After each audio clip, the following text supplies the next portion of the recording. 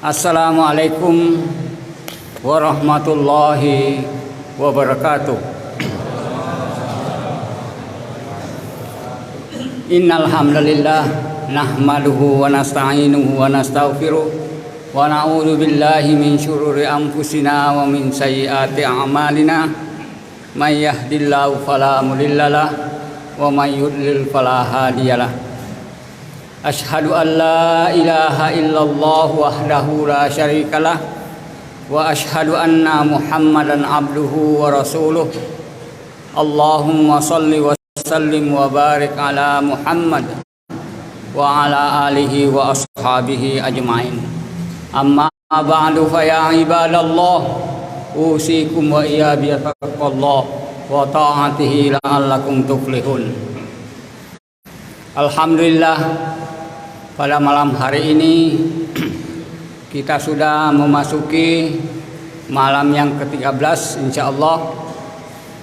Berarti hampir separuh jalan perjalanan bulan suci Ramadan yang telah kita laksanakan.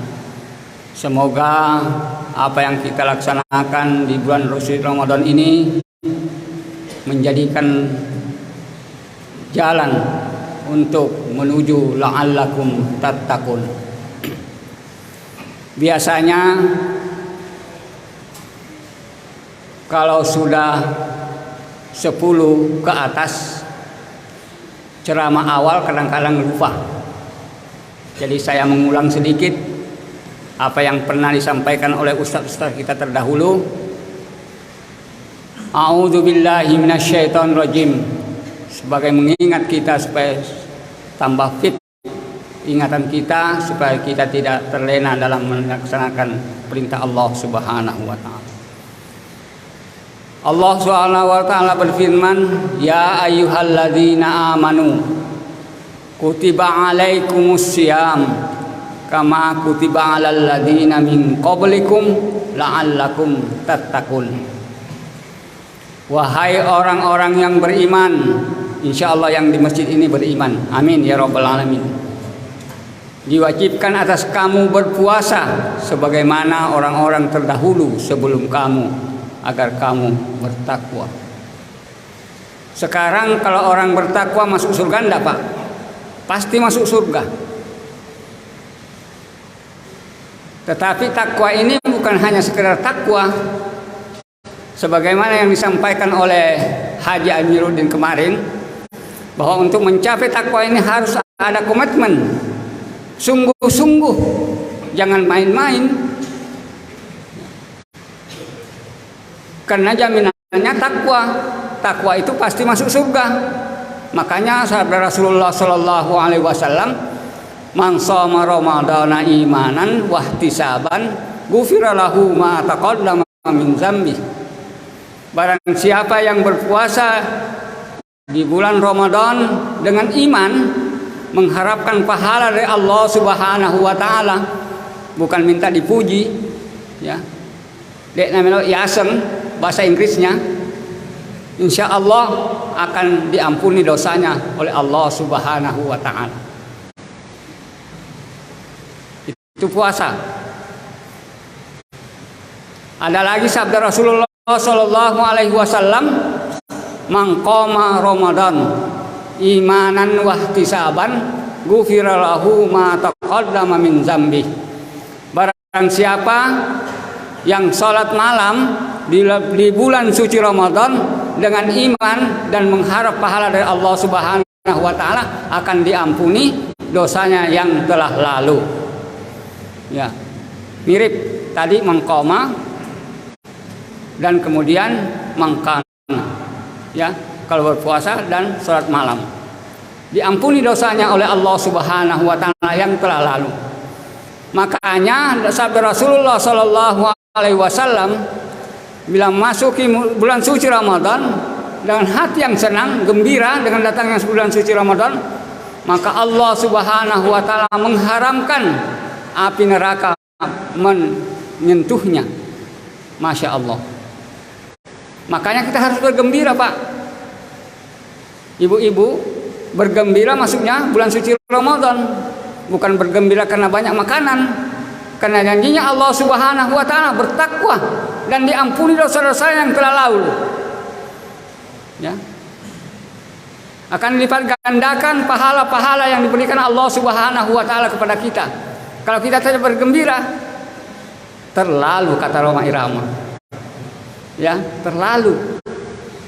Makanya kita harus bersungguh-sungguh. Kaum muslimin sidang jamaah yang berbahagia. Sebenarnya bukan ini yang mesti sampaikan. Ini mukadimah. Ya. Saya yang ingin sampaikan itu adalah bagaimana Allah itu senang dengan kita. Bagaimana Allah itu senang dengan kita. Kaum muslimin sidang jamaah yang berbahagia, bagaimana cara kita untuk menyenangi Allah Subhanahu wa taala. Terbetik di dalam riwayat Nabi Musa alaihissalam dengan Allah Subhanahu wa taala bahwa Nabi Musa berkata kepada Allah Subhanahu wa taala, "Ya Allah, saya ini sudah beribadah. Ibadah apa yang menyenangkan kepadamu yang aku pernah lakukan? Salat sudah, zikir sudah, puasa sudah. Yang mana yang menyenangkan ya Allah apa yang saya lakukan selama beribadah ini?" Kata Allah Subhanahu wa taala, salatmu untukmu diri sendiri. Karena salat itu mencegah dari perbuatan keji dan mungkar. Untuk itu, kalau kita salat tidak bisa meninggalkan keji dan mungkar, berarti kata Ustaz Hidayat ada yang salah di dalam melaksanakan sholat. Pejabat masih menyalahgunakan kewenangannya, tapi dia tetap sholat, berarti sholatnya ada yang keliru. Pasti ada yang keliru. Begitu juga yang lain-lain. Kemudian di dalam artikel kenapa sholat itu dianjurkan untuk ruku dan sujudnya agak lama. Karena ketika kita sholat, semua dosa-dosa itu kita membawa untuk melaksanakan menghadap Allah Subhanahu wa taala. Disimpan di kepala Pak dan kedua pundak. Dosa-dosa kita itu disimpan. Makanya kita ketika sujud dan ruku, maka berguguranlah dosa itu. Ini sabda Rasulullah Shallallahu Alaihi Wasallam. Makanya kalau imam ruku lama, sujud lama, jangan ngotot. Itu dosa-dosa kita itu berguguran. Kaum muslimin sidang jamaah yang berbahagia. Ini kadang-kadang ngeluh, wah imamnya lama betul sujudnya, rukunya, sakit pinggang saya. Alhamdulillah, ini pengalaman Pak. Saya yang merasakan, waktu saya divonis dulu Samarinda, bahwa pinggang harus dioperasi. Katanya syarat terjepit. Jadi ada iseng-iseng teman, katanya, wah itu kurang panjang mungkin rukunya, sambil guyon dia. Ternyata itu yang saya lakukan, alhamdulillah sampai sekarang tidak dioperasi Pak. Jadi ruku lama itu, sujud lama itu memang ada manfaatnya. Berapa menit sudah?